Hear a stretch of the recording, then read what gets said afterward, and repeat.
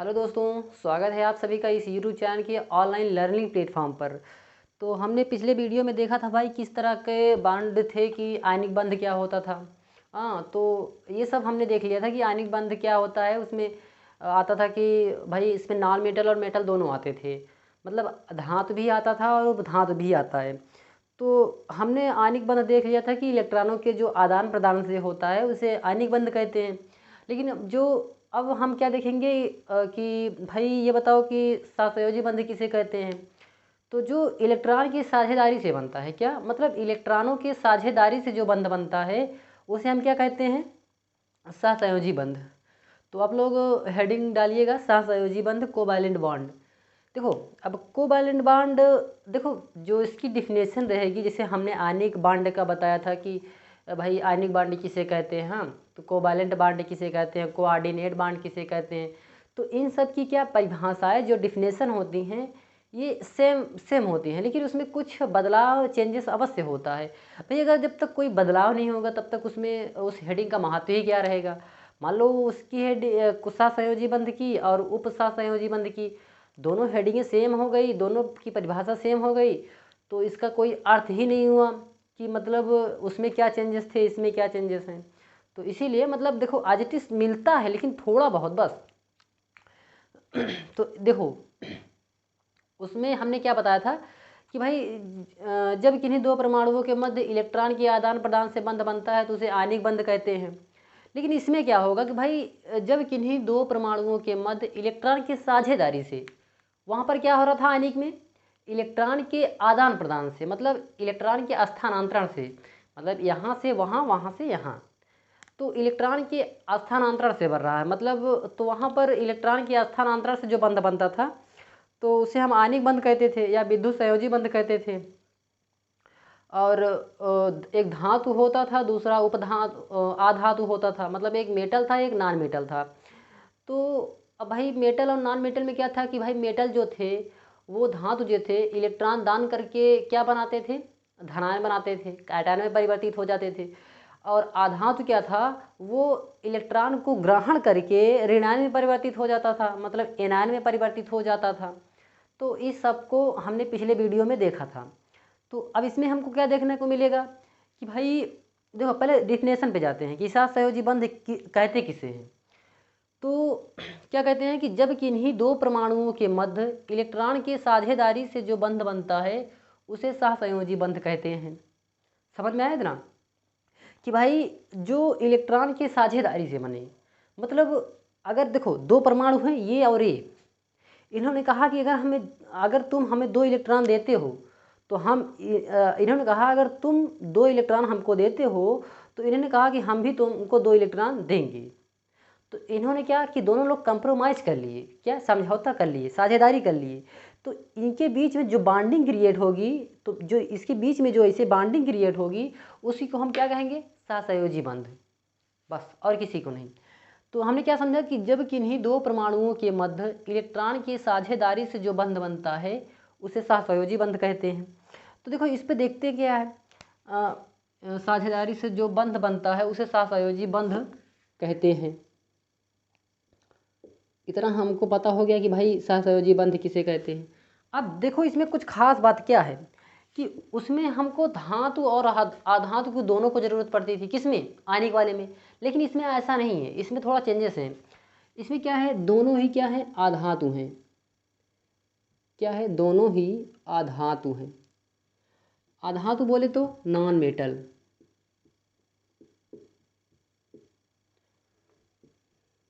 क्या है, non metal.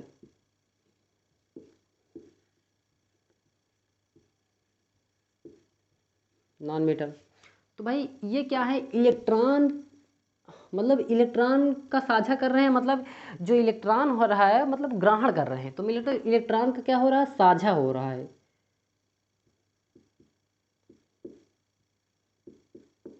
क्या हो रहा है, साझा हो रहा है, दोनों तरफ से इलेक्ट्रॉन का साझा हो रहा है। तो भाई ये दोनों इलेक्ट्रॉन ग्रहण कर रहे हैं, तो इलेक्ट्रॉन का साझा हो रहा है। तो भाई देखो इसमें अब दो तरीके से आते हैं, जो मतलब जो परमाणु होते हैं इसमें दो तरह के आते हैं। एग्जाम्पल जैसे होते नहीं है कि एग्जाम्पल बताओ भाई, तो इसमें दो तरह के एग्जाम्पल आते हैं, कौन कौन से?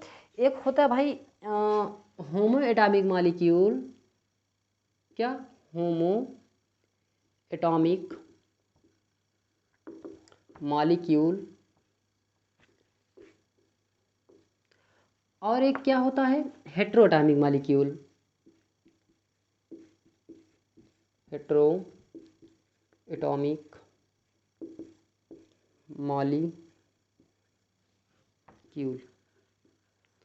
ये क्या है? समपरमाणुक अणु। क्या है?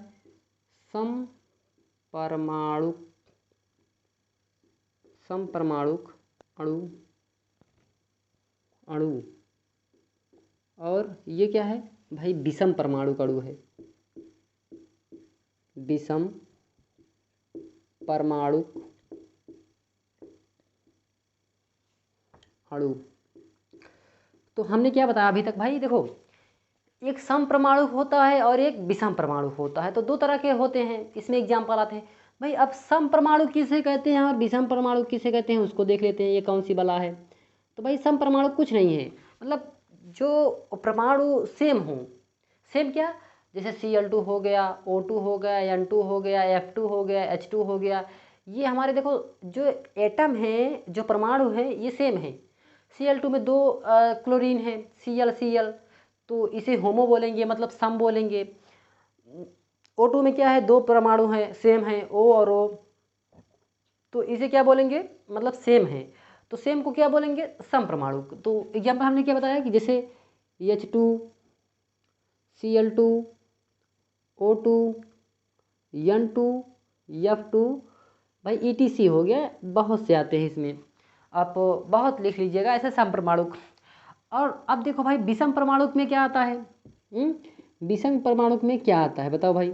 विषम परमाणु में भाई अलग, मतलब एक परमाणु अलग हो और दूसरा परमाणु क्या हो? अलग हो, तो मतलब अलग अलग आते हों। तो जैसे कि अब भाई आता क्या है कि जैसे भाई बहुत से एग्जाम्पल है, जैसे H2 हो गया, NH3 हो गया, BF3 हो गया, H2O हो गया, HBr हो गया, मतलब कुछ भी आप ले सकते हैं, PCl3, SF6, SF4, PCl5, PCl3, NH3, तो मतलब बहुत से, मतलब आप कुछ भी ले सकते हैं, बस सेम नहीं होना चाहिए। किसमें? विषम वाले में।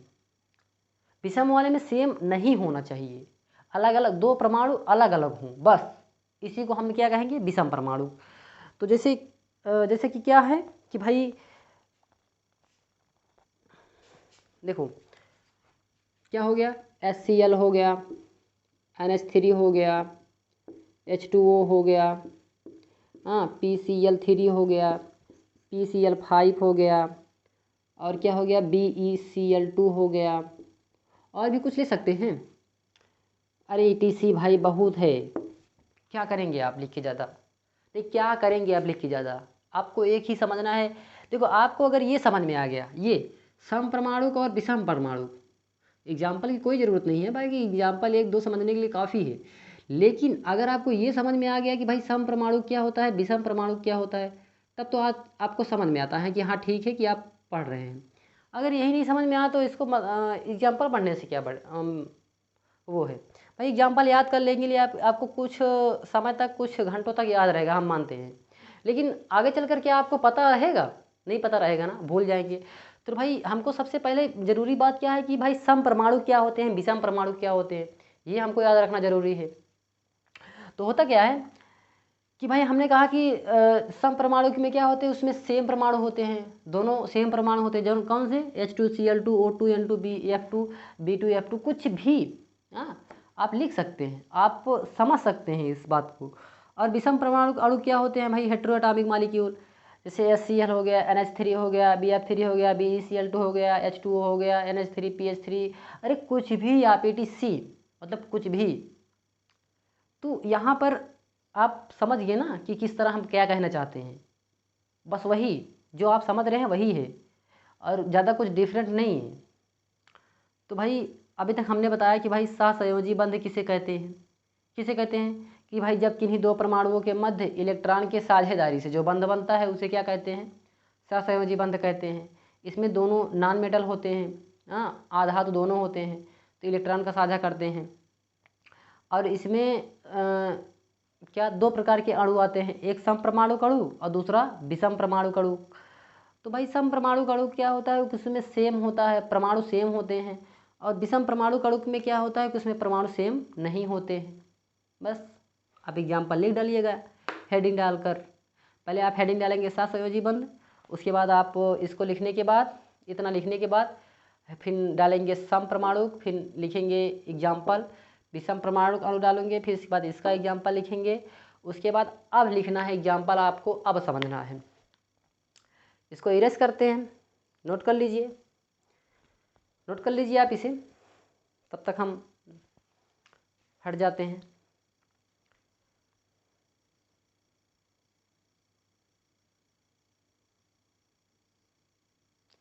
चले भाई, अब हमको लगता है कि आप समझ गए हैं, समझ गए होंगे। तो देखो अब एग्जाम्पल की बारी आती है कि एग्जाम्पल को कैसे समझना है हमको। एग्जाम्पल को कैसे समझना है। देखो भाई, तो भाई एग्जाम्पल कुछ नहीं है, बस आपको पता है ना कि वैलेंस शेल क्या होता है, वैलेंस शेल में उपस्थित इलेक्ट्रॉन क्या होते हैं, ये सब आपको पता ही है। तो बस वही करना है। वैलेंस शेल में उपस्थित इलेक्ट्रॉन अगर आपको पता है तो वैलेंस शेल में उपस्थित इलेक्ट्रॉन कैसे पता कर पाएंगे। उसके लिए इलेक्ट्रॉनिक विन्यास जाना पड़ेगा। इलेक्ट्रॉनिक कन्फिग्रेशन आप पढ़े ही हैं, हमने बड़े अच्छे से ही सिखाया था आपको पिछले वीडियो में। तो अगर आप नहीं जानते हैं तो पहले उस वीडियो को जाकर देखिए, तब यहाँ पर आइए, तब समझ में आएगा, अन्यथा नहीं समझ में आएगा। तो देखो अब होता क्या है कि भाई H2 को लेते हैं, पहले क्या होमो एटॉमिक मॉलिक्यूल लेते हैं एग्जाम्पल में। तो एग्जाम्पल H2 लेते हैं। तो H2 में क्या है भाई, हाइड्रोजन का इलेक्ट्रॉनिक विन्यास करो। हाइड्रोजन का परमाणु क्रमांक 1 होता है। तो 1 होता है, तो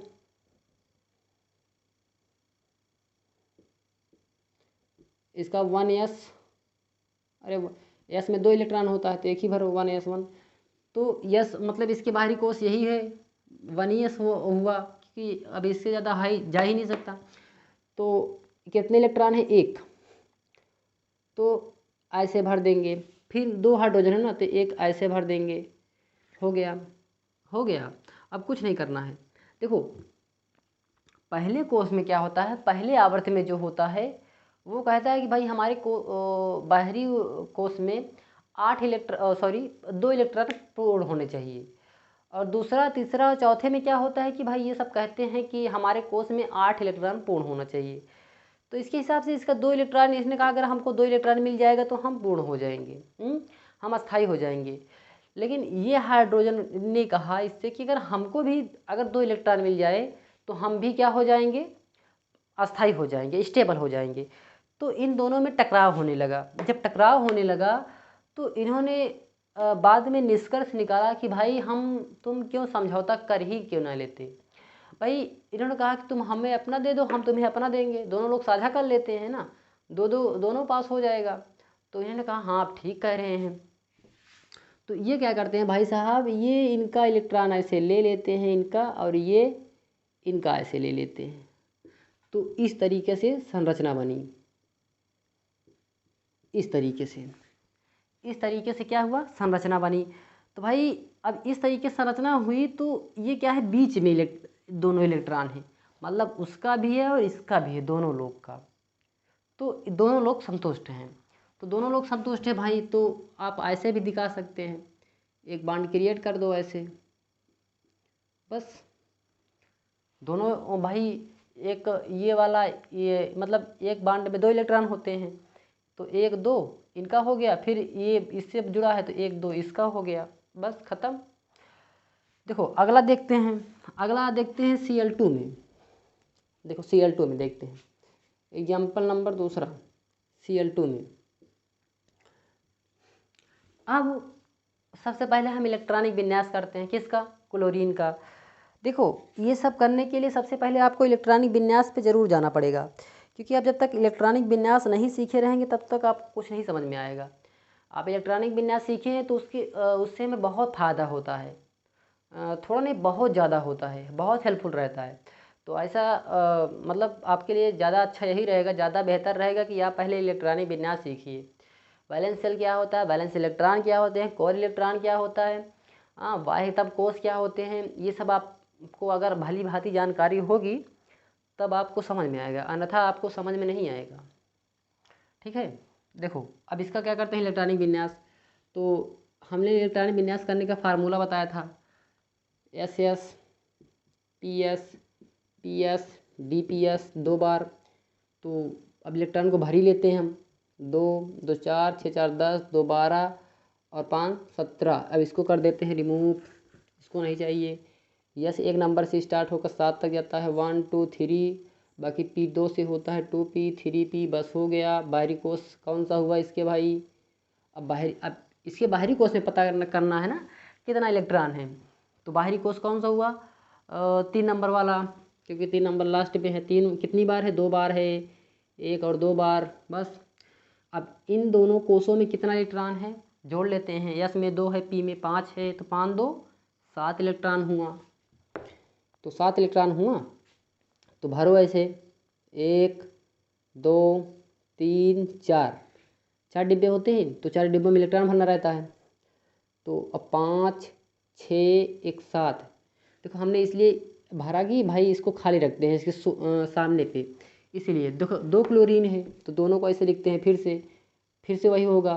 तो देखो 1 2 3 4 5 6 7, तो मतलब क्या हो गया, 3 लोन पेयर हो गया, 1 अनपेयर हो गया। तो जो अनपेयर रहेगा वही इलेक्ट्रॉन रहेगा, जो अनपेयर रहेगा वही बॉन्ड बनाने में भाग लेगा। बाकी वही जो लोन पेयर है वो भाग नहीं लेते हैं। लोन पेयर वहाँ भाग लेते हैं जब हम पढ़ने लगेंगे उपसहसंयोजी बंध, कोऑर्डिनेट बांड पढ़ने लगेंगे, डेटिव बांड पढ़ने लगेंगे, तब वहाँ पर लोन पेयर भाग लेंगे, अन्यथा और इसके सिवाय कहीं भाग नहीं लेते लोन पेयर। ये समझना है आपको कि सिर्फ कहाँ लेते हैं, उपसहसंयोजी बंध में भाग लेते हैं बस। कौन, लोन पेयर। अनपेयर हर जगह भाग लेते हैं, जो इलेक्ट्रॉन अकेले में होता है सिर्फ वही बॉन्ड बना सकते हैं। तो अब देखो अब इसमें होता क्या है कि भाई अब इनके कोष में 8 इलेक्ट्रॉन पूर्ण होना चाहिए। क्या, बाहरी कोष में 8 इलेक्ट्रॉन पूर्ण होना चाहिए। ये क्लोरीन भाई साहब बोले कि अगर हमारे कोष में 8 इलेक्ट्रॉन पूर्ण है तब हम अस्थायी हो पाएंगे, अन्यथा हम अस्थायी नहीं रह पाएंगे, हम वैसे ही डालते रहेंगे।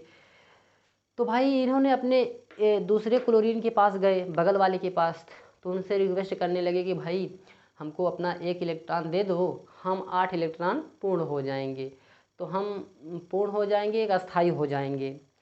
तो ये भाई साहब बोले कि भाई अगर तुम 1 इलेक्ट्रॉन हमको दे दो तो हम भी अपना अस्थायी हो जाएंगे। तो इन दोनों में होने लगी झगड़ा, तो ये दोनों समझ नहीं पाए।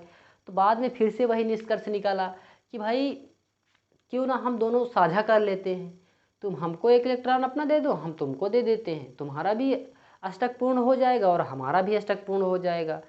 तो ये दोनों क्या बोले कि सहमत हो गए कि चलो ठीक है कर ही लेते हैं। तो भाई ये 7 इलेक्ट्रॉन ये और ये लेकर कितना हुआ, 8। तो बाहरी कोष में कितना इलेक्ट्रॉन, 8 इलेक्ट्रॉन पूर्ण हो गया, इनका पूर्ण हो गया। भाई ये बोले अब हमको भी चाहिए, तो भाई इन्होंने बोला ले लो यार, जब हमको तुम दिए हो तो तुम ले भी सकते हो। तो ये 7 इसका और 1 इसका, 8 हो गया। तो 8 इलेक्ट्रॉन हो गया। तो अब क्या होता है भाई साहब, जब 8 इलेक्ट्रॉन हो गया तो देखो एक अलग प्रकार की संरचना, पहले 3 लोन पेयर बनाते हैं, देखो इसको बीच में कर देते हैं। तो इस तरीके से संरचना बनी, इस तरीके से संरचना बनी। नहीं तो इस तरीके से बना दो, 3 लोन पेयर कर दो और जो 1 इलेक्ट्रॉन अकेले है, एक बंध से जो यहाँ पर 1 इलेक्ट्रॉन अकेले है उसी से बंध बनाएगा, बाकी 3 लोन पेयर बच गया। तो इस तरीके से संरचना बनी। बस भाई जो 2 इलेक्ट्रॉन थे वो बीच में कर दिए, भाई 2 इसका भी कर देंगे, 3 2 2 2 4 2 6 2 8 हो गया इसका, 2 2 4 2 6 2 8 इसका हो गया, दोनों बीच में है, साझा कर लेते हैं। अब यहाँ मतलब एक बांड में 2 इलेक्ट्रॉन होते हैं, तो 2 2 4 2 6, एक बांड में 2 6 2 8, फिर ये सेम ऐसा होगा कि 2 2 4 2 6, अब एक बांड में 2 इलेक्ट्रॉन, एक इधर, तो 6 2 8 हो गया बस। तो 8 इसके बाहरी कोष में इलेक्ट्रॉन, 8 इसके स्टेबल हो गया। अब कुछ नहीं करना है। तो इतना समझ में आया आपको। नहीं समझ में आया तो एक और बता देते हैं। नहीं समझ में आया तो एक और बता देते हैं ना, क्या दिक्कत है। F2 का देख लो। देखो भाई F2 क्या होता है, पहले इलेक्ट्रॉनिक विन्यास करो, फिर से वही प्रक्रिया। F का परमाणु क्रमांक 9 होता है, तो PS 2 बार। अब भाग लेते हैं इलेक्ट्रॉन 2 2 4 5 4 9, इसको कर देते हैं रिमूव। देखो इलेक्ट्रॉनिक विन्यास सीखने के लिए आप पिछले वीडियो पे जा सकते हैं। अब यहाँ पर बार बार नहीं बताएंगे, नहीं समय बहुत ज़्यादा चला जाएगा, आप लोग को कोर्स पीछे चला जाएगा, वैसे भी पीछे हो रहा है तो सोचते हैं खींच देते हैं। तो बाहरी कोष कौन सा हुआ, ये 3p वाला, एक ही बार है तो एक ही बार लिखते हैं। नहीं 1s 2s, सॉरी 2p कहाँ भाई, p 3 नंबर से कहाँ स्टार्ट होता है, p तो 2 नंबर से स्टार्ट होता है ना, कहाँ गलत बता रहे हैं आप लोग हमको। 2p। अब देखो बाहरी कोष कौन हुआ, ये वाला 2 वाला, 2 कितनी बार है, 2 बार है ना, तो 5 2 7 इलेक्ट्रॉन, बाहरी कोष में कितना इलेक्ट्रॉन, 7। तो F हो गया। तो फिर से वही कि भाई 3 क्या हो गए, लोन पेयर और एक अनपेयर, 2 2 4 2 6 1 7 हो गया। फिर से वही कि 1 2 3 4, फिर से यहाँ पर भरना चालू कर दो, 5 1 6 1 7, बाकी 3 पेयर एक अनपेयर हो गया। तो ये क्या होता है कि भाई फिर से वही प्रक्रिया, दोनों झगड़ा करेंगे, ये बोले हमको दे दे, वो बोलेंगे नहीं तुम हमको दे दो, झगड़ा करने लगेंगे। तो लास्ट में क्या आता है, निष्कर्ष साझेदारी करते हैं कि भाई दोनों लोग साझा कर लेते हैं। तो बस वही फिर से जो ऊपर वाले प्रक्रिया में, तो फिर से वही प्रक्रिया बोले, दोनों इलेक्ट्रॉन बीच में, बाकी 3 लोन पेयर इधर और 3 लोन पेयर इधर। तो 2 2 4 2 6 2 8, फिर 2 2 4 2 6 2 8। तो बाहरी कोष में 8 इलेक्ट्रॉन पूर्ण, मतलब वो अस्थायी हो चुके हैं, बस अस्थायी हो चुके हैं, मतलब बंध बन चुका है। अगर नहीं समझ में आया तो ऐसे लिख सकते हैं आप, एक बॉन्ड क्रिएट कर दो बस, बाकी 3 लोन पेयर है ही इसके पास। बस ऐसे ही समझे भाई साहब। ये देखो, ये इसका ले लिया इलेक्ट्रॉन और ये इसका ले लिया इलेक्ट्रॉन, बस इतना तो करना है आपको। क्या होगा कि भाई 2 2 4 2 6 1 7 7, और इसका ले लिया ये वाला 8 हो गया, फिर 7 इसका था, ये इसका ले लिया 8 हो गया। तो बस इसी समझना है। कुल मिला के अपने बाहरी कोष में 8 इलेक्ट्रॉन पूर्ण करना है। अगर 8 इलेक्ट्रॉन पूर्ण है तो समझो अस्थायी है, वहाँ पर ये नियम का लागू हो रहा है, ये नियम फॉलो कर रहा है। तो अभी तक हमने देखा क्या कि भाई ये होम्योटापिक मॉलिक्यूल है। देखो एक और देख लेते हैं, एक और किसका, N2 का एग्जाम्पल, N2। अब देखो पहले N2 का भाई क्या होता है कि N2 का पहले इलेक्ट्रॉनिक विन्यास करो। नाइट्रोजन कितना होता है, 7 होता है, तो 7 होता है, तो इसका इलेक्ट्रॉनिक विन्यास SP, तो 2 2 4 3 7, 1s 2s 2p। बाहरी कोष कौन हुआ, ये 2s वाला और 2p वाला। इसमें कितना इलेक्ट्रॉन है, इस कोष में कितना इलेक्ट्रॉन है, उपकोष में, s में 2 p में 3, तो 3 2 5। नाइट्रोजन के बाहरी कोष में 5 इलेक्ट्रॉन, तो देखो 1 2 3 1 4। हर परमाणु में हमने बताया 4 डिब्बा होते हैं, तो 4 डिब्बे में भर गया, फिर से उसी में भरो, 1 5, ये हो गया। फिर से नाइट्रोजन लिखो, 2 है ना, देखो 1 2 3 1 4, अब 5 है ना, तो एक फिर से इसी में जोड़ा बना दो, तो मतलब एक लोन पेयर हो गया, 3 अनपेयर हो गया, मतलब एक इलेक्ट्रॉन युग्म है और 3 मतलब कि अकेले इलेक्ट्रॉन है। तो अब ये क्या होता है कि भाई जो 3 अकेले हैं वही बंध बनाने, मतलब जो इलेक्ट्रॉन युग्म होते हैं वो बंध बनाने भाग नहीं लेते हैं। जो अनपेयर्ड इलेक्ट्रॉन होते हैं, जो अयुग्मित इलेक्ट्रॉन होते हैं, इसे अयुग्मित इलेक्ट्रॉन कहते हैं। जो अयुग्मित इलेक्ट्रॉन होते हैं, जो अकेले होते हैं, वही बंध बनाने में भाग लेते हैं। तो अब यहाँ पर क्या होता है कि देखो ऐसे अगर हम बंध बनाएंगे तो दिक्कत रहेगा ना, तो इसको हम तिरछा लिख लेते हैं। क्या, तिरछा लिख लेते हैं, सीधा सीधा, ताकि स्ट्रक्चर सही बने। तो 3 अनपेयर इधर कर देते हैं, एक लोन पेयर कर देते हैं, तो 3 इधर अनपेयर कर देते हैं, एक लोन पेयर कर देते हैं, बस। ये सब भाई तीनों अनपेयर हैं और ये लोन पेयर है। तो ये भाई साहब बोले कि इनके बाहरी कोष में कितना है, 5। ये बोले कि भाई अगर तुम 3 इलेक्ट्रॉन हमको दे दोगे तो हम अस्थायी हो जाएंगे, अपने बाहरी कोष में अस्थायी हो जाएंगे, तो हम आसानी से रह लेंगे। तो ये भाई साहब बोले इनसे कि हम भी तो अस्थायी होने के लिए 3 मांगते हैं, हमारे भी बाहरी कोष में 3 इलेक्ट्रॉन की कमी है, अगर हमको भी तुम दे दो हम भी अस्थायी हो जाएंगे, हम भी शांति से घर में रह लेंगे। तो फिर से टकराव होने लगी, तो फिर से वही प्रक्रिया अपनाई कि दोनों लोग साझा कर लिया, भाई तुम हमको अपना दे दो इलेक्ट्रॉन, हम तुमको अपना दे देते हैं, बस कहानी ख़त्म।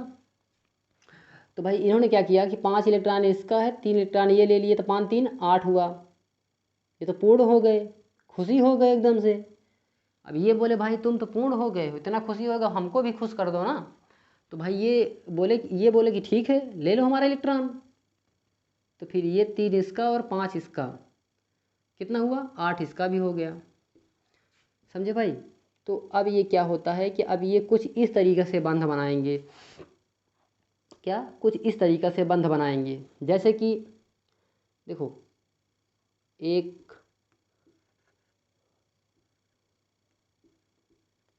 देखो इससे बंध बनाया और इससे बंध बनाया, एक लोन पेयर यहाँ बचा है, एक लोन पेयर यहाँ बचा है, तो कुछ इस तरीके से बंध बनाया, समझे ना भाई। हमने ऐसे ही बॉन्ड बनाया ना, ऐसे 3 बॉन्ड। अब ये क्या है, एक लोन पेयर इस पे, एक लोन पेयर इस पे। तो इसमें क्या होता है कि इसमें 2 तरह के बॉन्ड होते हैं, क्या 2 तरह के बॉन्ड होते हैं, इसमें 2 तरह के बॉन्ड होते हैं, 2 तरह के बंध होते हैं।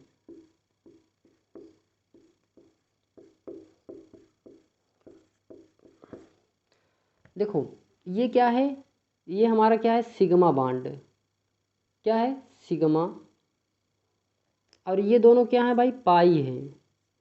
तो मतलब एक क्या होता है, एक जो होता है सिग्मा बंध होता है, क्या सिग्मा, एक क्या होता है सिग्मा बंध होता है, और 2 क्या होता है, पाई बंध होता है।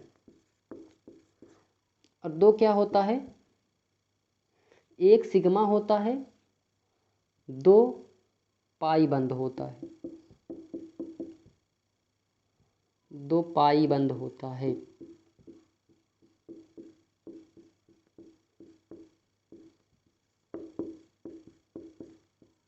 देखो भाई एक बात हमेशा याद करके चलिए कि जहाँ पर single bond, double bond, triple bond आए, अगर सिंगल बॉन्ड आ रहा है तो केवल किस कौन होगा, सिग्मा, केवल सिग्मा होगा। अगर सिंगल बॉन्ड आ रहा है किसी परमाणु के बीच में, 2 परमाणु के बीच में, लेकिन अगर डबल बॉन्ड आ रहा है तो क्या होगा, तो एक सिग्मा होगा और एक पाई होगा।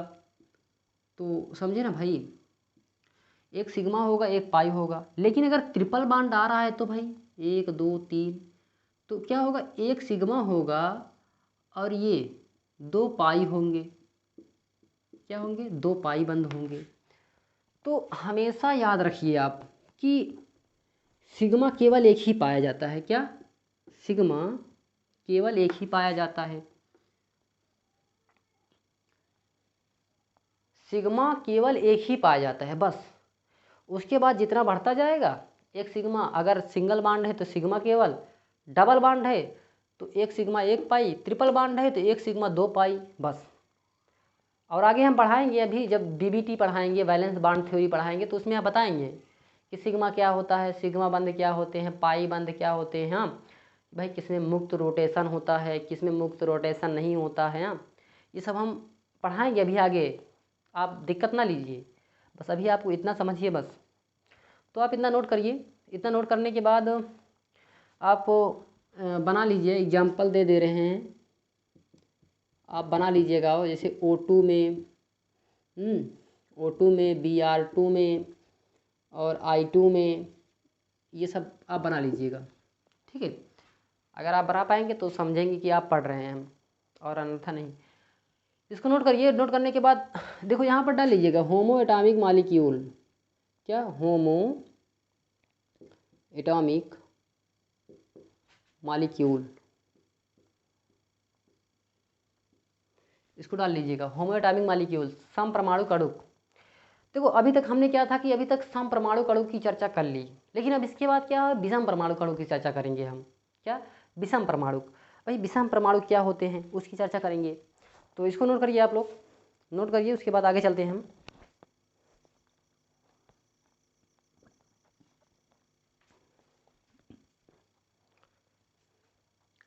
नोट करें भाई, चलो। देखो विषम परमाणु कुछ नहीं होता, जैसे सम परमाणु होता है ऐसे विषम परमाणु होता है। बस आपको समझने का जो तरीका है वो अलग ना हो, बस जैसे इसको समझे हैं वैसे उसको भी समझना पड़ेगा, समझे भाई। कुछ नहीं है यार, सब एकदम इजी है, बस आप पढ़ते रहिए, बस थोड़ा पढ़ने में मन लगाइए, बाकी सब अपने आप ही ये सब हलवा लगने लगेगा यार 2 दिन में, ठीक है। तो अब हम किसकी बात करेंगे, हेट्रोएटॉमिक मॉलिक्यूल की। क्या? हेट्रो एटॉमिक मॉलिक्यूल,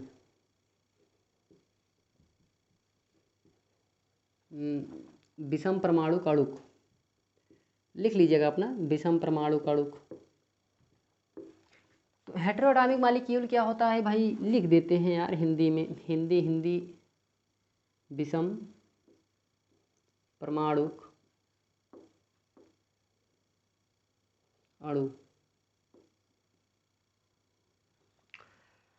अब भाई विषम परमाणु की एग्जाम्पल, जैसे कि हमने क्या बताया था, H2O था, तो H2O को पहले लेते हैं, H2O।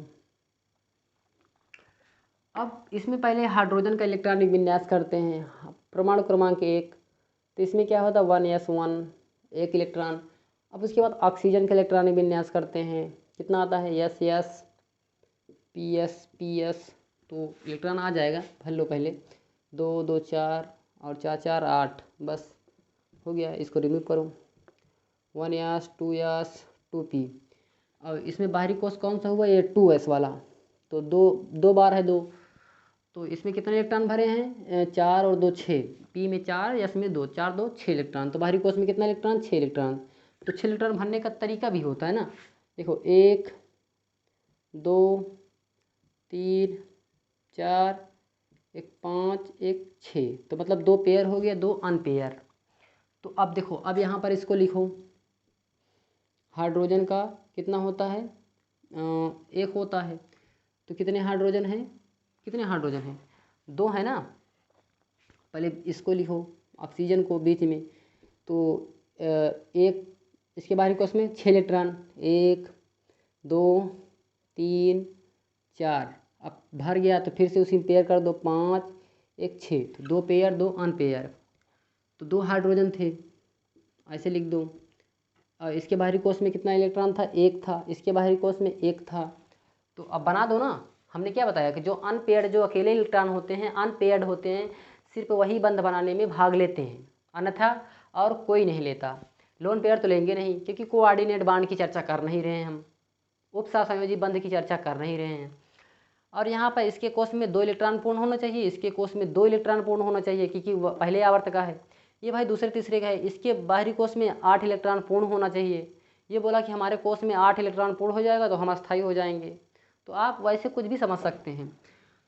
तो ये 6 इलेक्ट्रॉन है, इसको 2 चाहिए, तो एक ये देखो, एक इससे ले लिया तो 6 एक 7 हो गया, और एक इससे ले लिया तो 8 हो गया, बन गया H2O का। अब इसी प्रकार NH3 में रहेगा, क्या NH3 में रहेगा, बस NH3 में बता देते हैं भाई। इसका नाइट्रोजन का परमाणु क्रमांक कितना होता है, देखो ना, बाहरी कोष में कितना इलेक्ट्रॉन, नाइट्रोजन के 5 होता है। आप इलेक्ट्रॉनिक विन्यास करके निकाल लीजिएगा, बताएंगे नहीं बार बार हम। आप इलेक्ट्रॉनिक विन्यास करके बाहरी वाला कोष जितनी बार नंबर हो उसी को जोड़ के, चाहे 1 बार हो 2 बार, जोड़कर कितना इलेक्ट्रॉन है उसे पता लगा सकते हैं हम। अब हम बार बार नहीं बता सकते। तो नाइट्रोजन के बाहरी कोष में 5, 1 2 3 4 1 5। अब हाइड्रोजन कितने हैं, 3, एक हाइड्रोजन यहाँ लिख दो, एक हाइड्रोजन यहाँ लिख दो, आगे पीछे दाएं बाएं सब लिख दो। अब इसके बाहरी कोष में 1 इलेक्ट्रॉन होता है हाइड्रोजन के, तो अब जो अकेले, जो हमने क्या बताया कि जो अकेले में होता है अनपेयर्ड इलेक्ट्रॉन होता है, सिर्फ वही बंध बनाएगा, अन्यथा और कोई बंध नहीं बनाएगा। तो यहाँ पर कौन बंध बनाएगा? ये किससे हो गया, एक इससे हो गया और एक इससे हो गया। तो इस प्रकार की संरचना बनी। तो इसके देखिए, इसके बाहरी कोश में कितना इलेक्ट्रॉन हो गया? 8 हो गया। देखो 2 5 इसके था तो 5 1 6 1 7 1 8, तो 2 एक बंध में 2 इलेक्ट्रॉन होता है। तो देखो 2 और 2 4 2 6 और 2 8। अब इसके केस में भी 2 इलेक्ट्रॉन पूरा हो गया, मतलब एक बंध में 2 इलेक्ट्रॉन, तो 2 इसके भी 2 इसके भी 2 इसके भी, संपूर्ण है, सब अष्टकपूर्ण है। तो हो गया। तो आप लोग बनाइएगा, PCl3 का बना लीजिएगा आप। और PCl3 का क्या वैसे होता है, देखो इसमें एक एक्सेप्शन आता है, इसको आप नोट करिए, नहीं तो देखो ऐसे ही बता देते हैं। देखो BeCl2 का, BeCl2 बेरिलियम जो होता है परमाणु क्रमांक 4 होता है। बाहरी कोश में कितने इलेक्ट्रॉन? 2 इलेक्ट्रॉन होते हैं, 2 इलेक्ट्रॉन होते हैं इसके बाहरी कोश में, 1 और 2। अब क्लोरीन के बाहरी कोश में 7 इलेक्ट्रॉन होते हैं, आपको पता है, कई बार निकाल चुके हैं। 1 2 3 4 5 6 7। अच्छा बनाने के लिए हम ऐसे लिखें, देखो 1 2 3 4 5 6 7, मतलब 3 पेयर 1 अनपेयर। तो जो अनपेयर है वही इलेक्ट्रॉन, वही क्या होगा, इलेक्ट्रॉन बंध बनाने में भाग लेगा। तो ये वाला यहाँ पर बंध बनाया और ये वाला यहाँ पर बंध बनाया। लेकिन यहाँ पर हमको एक अपवाद देखने को मिलता है, एक्सेप्शन रूल। तो भाई अब ये बताया कि ये दूसरे आवर्त का है, जो बेरिलियम है ये दूसरे आवर्त का है, ग्रुप नंबर सेकंड का है, ये सेकंड ए का है और आवर्त दूसरा है। तो दूसरे हमने पहले बताया कि पहले आवर्त में सिर्फ 2 इलेक्ट्रॉन पूर्ण होते हैं बाहरी कोश में, लेकिन दूसरे तीसरे चौथे में क्या होता है, सब में 8 इलेक्ट्रॉन पूर्ण होना चाहिए। तो देखो इसके दूसरे आवर्त है, लेकिन इसके बाहरी कोश में कितना इलेक्ट्रॉन है, मतलब 2 और 2 4। 2 पहले था तो 2, मतलब एक इससे लिए तो 4 हो गया। तो बाहरी कोश में 4 इलेक्ट्रॉन, लेकिन इसके कोश में देखो 8 इलेक्ट्रॉन पूर्ण है। 6 था, एक इससे ले लिए 6 2 7 था, एक इससे लिए 8 हुआ, 7 था, एक इससे ले लिए 8 हुआ। लेकिन ये भाई साहब अभी भी असंतुष्ट हैं। ये इसके बाहरी कोश में 4 इलेक्ट्रॉन हैं, इन्होंने कहा कि हमारे बाहरी कोश में 8 इलेक्ट्रॉन होना चाहिए तभी हम अस्थायी होंगे। लेकिन ये क्या हमको देखने को मिला भाई कि इसके बाहरी कोश में 4 ही इलेक्ट्रॉन है, मतलब एक बांड में 2 इलेक्ट्रॉन, तो 2 2 4, तो 4 इलेक्ट्रॉन हुआ। तो ये भाई असंतुष्ट थे, तो एक नाम दे दिया गया, इसी को एक नाम दे दिया कि भाई कि ये क्या है, ये अष्टक नियम का अपवाद है। क्या? अष्टक नियम का अपवाद है, क्योंकि अष्टक नियम का पालन नहीं कर रहा है।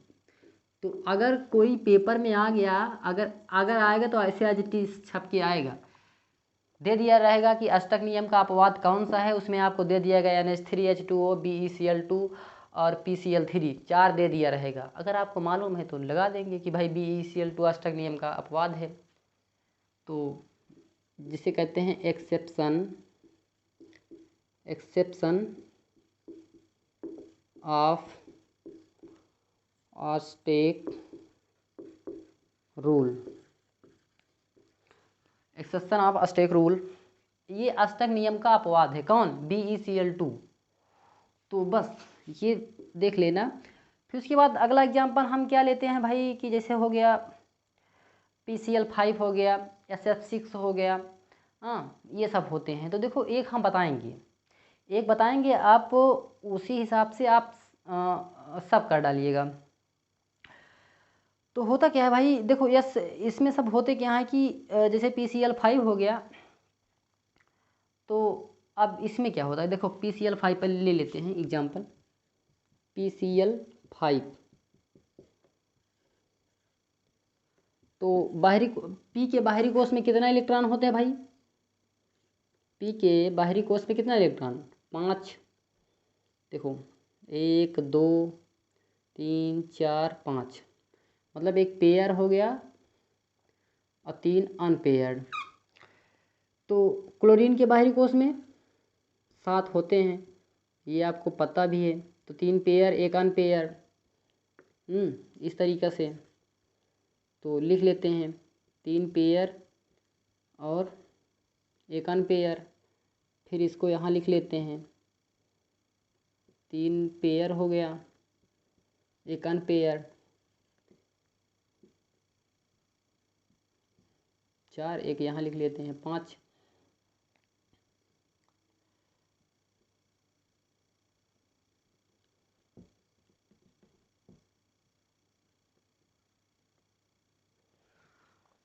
तो इस तरीक़ा से लिखते हैं। लेकिन अब हमको देखने को क्या मिला कि भाई एक इलेक्ट्रॉन इसका है, एक इलेक्ट्रॉन इसका है, एक इलेक्ट्रॉन इसका है, एक इलेक्ट्रॉन इसका है, एक इसका है। तो ये बोलेंगे भाई एक अगर हमको दे दोगे हम 8 पूरा हो जाएंगे। इन्होंने कहा चलो ठीक है हम दे देंगे एक, कोई दिक्कत नहीं हमको। ये बोले भाई साहब अगर एक आप हमको दे दोगे तो हम भी पूर्ण हो जाएंगे 8 इलेक्ट्रॉन। ये बोलेंगे ले लेना भाई हमारा है। तो ये भाई साहब बोले हमको भी एक चाहिए। तो इन्होंने भी कहा ले ले ठीक है। तो भाई 3 तो अनपेयर था, तीनों अनपेयर के साथ इन्होंने अपना दे दिया इलेक्ट्रॉन, लेकिन एक जोड़ा में बच रहा है। क्या जोड़ा में बच रहा है। अब ये लोग बोलने लगे कि भाई हम जहाँ जाएंगे दोनों साथ ही जाएंगे, क्या कर लोगे हमारा, कुछ नहीं कर सकते, हमारा कुछ नहीं कर सकते। तो भाई बहुत बड़ी दिक्कत आ गई यहाँ पर। तो अब इस केस में क्या होता है कि ये दोनों बेचारे वैसे ही पड़े रहे और इनको भी दिक्कत आ गई। इनके कोष में 8 इलेक्ट्रॉन तो पूर्ण हो गए, दे दिए, लेकिन अब ये क्या था कि भाई तो इनके कोष में भी 5 इलेक्ट्रॉन मतलब 3 इलेक्ट्रॉन पूर्ण हो गया, मतलब 8 पूरा हो गया। लेकिन अब ये दो क्या थे ये दो भाई कहे कि अब हमको भी क्या करना है कि हमको भी इलेक्ट्रॉन चाहिए, हमको भी चाहिए, हमको भी पूर्ण करो। तो इसके लिए क्या जो ये जोड़ा में है इनको झगड़ा कराना पड़ेगा। क्या झगड़ा कराना पड़ेगा। तो भाई पिछले वीडियो में हमने बताया था ऑक्सीडेशन स्टेट। तो फर्स्ट एक्साइटेड स्टेट बताया था, सेकंड एक्साइटेड स्टेट बताया था ना, मतलब प्रथम उत्तेजित अवस्था, द्वितीय उत्तेजित अवस्था, तृतीय उत्तेजित अवस्था। तो इस तरीक़े से बताए थे ना। और कितने बताए थे कि भाई सेकेंड आवर्त में, जो सेकेंड आवर्त होता है, सेकेंड वाला पीरियड जो होता है जिसमें डी इलेक्ट्रॉन आते हैं, मतलब जिसमें डी ऑर्बिटल आता है, सिर्फ उसी का क्या उत्तेजित हो पाता है, सिर्फ उसी का इलेक्ट्रॉन क्या होता है उत्तेजित होता है। देखो लेकिन पी वाला क्या हमारा दूसरा आवर्त है, इसमें डी आ रहा है, चाहे देख लो। पी का इलेक्ट्रॉन विन्यास करो, यस यस एक बार, पी एस 2 बार। तो देखो 2 2 4 6 4 10, 2 12 3 15। अब यस कितने नंबर चालू होता है 1, 7 तक जाता है। पी कितने चालू होता है 2 से, 2p और 3p। देखो 3 आया ना। हमने क्या बताया था, यस वाले में 1 नंबर था, एस पी वाले में 2 नंबर था, एस पी डी वाले में क्या था 3 नंबर था। तो 3 नंबर में एस पी और डी, 3 नंबर में डी भी आता है, तो मतलब 3d यहाँ पर 0 है। अगर पी में कितने ऑर्बिटल 3, 1 2 3, तो इस तरीक़ा से 3 भरे हैं। यस में 1 ऑर्बिटल होता है, तो 2 इलेक्ट्रॉन ऐसे भरे हैं। तो मतलब पी वाले में तो अकेले हैं, इसकी कोई दिक्कत नहीं है। ये पी वाले में ये 3 अकेले हैं, ये 3 अकेला, जो अकेला है ये पी वाला है। लेकिन जो जोड़े में है यस वाला, ये वाला है यस वाला, तो जो जोड़े में है तो इसी को क्या होता है, अब डी में क्या होता है खाली कक्षक रहता है। कितना 5, 1 2 3 4, तो 5 रहता है खाली। तो इस स्थिति में क्या होता है कि जब डी खाली रहता है तीसरे वाले में, तो ये क्या होता है, ये इसका इलेक्ट्रॉन उत्तेजित होकर कूद कर इसमें चलाता है 3d में। तो ये भाई साहब क्या हो जाते हैं अकेले, और यहाँ भी क्या होता है अकेले। तो जी अब इलेक्ट्रॉन उत्तेजित हो गया ना, क्योंकि यहाँ पर डी है, अगर डी ना होता तो ना होता उत्तेजित।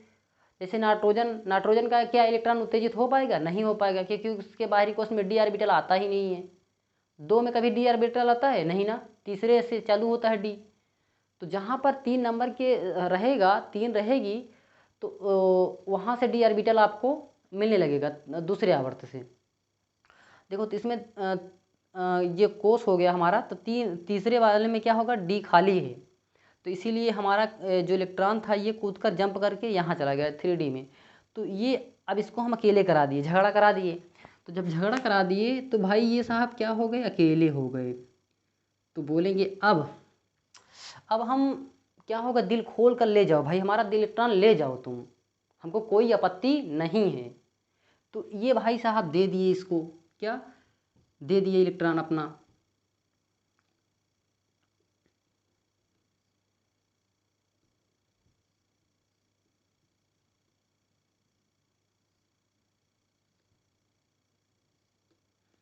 देखो ये इनको दे दिए अपना, और ये इनको दे दिए, ये इनको दे दिए, ये इनको दे दिए, और ये इनको दे दिए। तो इस तरीक़ा से 5 बंध बना लिए। 5 बंध बना लिए तो हो गया भाई PCl5। अब इसी तरीक़ा से आपको दिया रहेगा SF6, क्या, अब इसी तरीक़ा से आपको SF6 दिया रहेगा। और क्या दिया रहेगा भाई, SF6 रहेगा तो उसके बाद SF2 दिया रहेगा, SF2, SF4। ये सब आप होमवर्क में है, ये आपका, इस सब को आपको करके दिखाना है। तो अब आगे चलते हैं, इसको नोट कर लीजिए आप, इतना नोट कर लीजिए, उसके बाद आगे चलते हैं।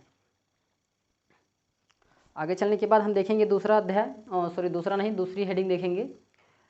तो नोट करें भाई, चलो अब आगे चलते हैं। हो गया ना भाई, होमोएटॉमिक हेटेरोटॉमिक सब हो गया। फिर अब आगे चलते हैं। देखो भाई, देखो अब इसमें आता क्या है कि भाई अब एक अब देखना है कि बहुबंध के गुण। अब हेडिंग डालो बहुबंध के गुण। नहीं चलो ये हम अगले वीडियो में बता देंगे बहुबंध के गुण, अगले वाले वीडियो में, क्योंकि वीडियो की लेंथ जो हो रही ज़्यादा चली जा रही है, तो ज़्यादा बड़ा वीडियो अच्छा नहीं लगता, आप लोग ही बोरिंग होने लगते हैं पढ़ते पढ़ते। हाँ, तो यहाँ तक हम समझाएं कि भाई क्या होता है यहाँ, सहसंयोजी बंध क्या होता है, भाई होमोएटॉमिक मॉलिक्यूल क्या होते हैं, हेटेरोटॉमिक मॉलिक्यूल इस बताएं हम कि भाई अष्टक नियम क्या था। तो इस सब को हमको इस सब के बारे में हमको जानकारी अच्छे से प्राप्त हो गई। तो अब अगला वीडियो हम जल्द ही बनाएंगे। तो अगला वीडियो किस पर होगा भाई, बहुबंध के गुण क्या हैं। तो इसमें किस तरीक़े से ऑर्गेनिक में कैसे होता है, मतलब कार्बनिक रसायन में किस तरीक़े से बंध बनाया जाता है, उसकी बैलेंसी, तो हम इस सब को सिखाएंगे अगले वीडियो में। सो थैंक यू दोस्तों, आज का वीडियो यहीं पर, अगला वीडियो हम जल्द ही अपलोड करेंगे। पार्ट 7 जो होगा ये पार्ट 6 से है। तो थैंक यू दोस्तों।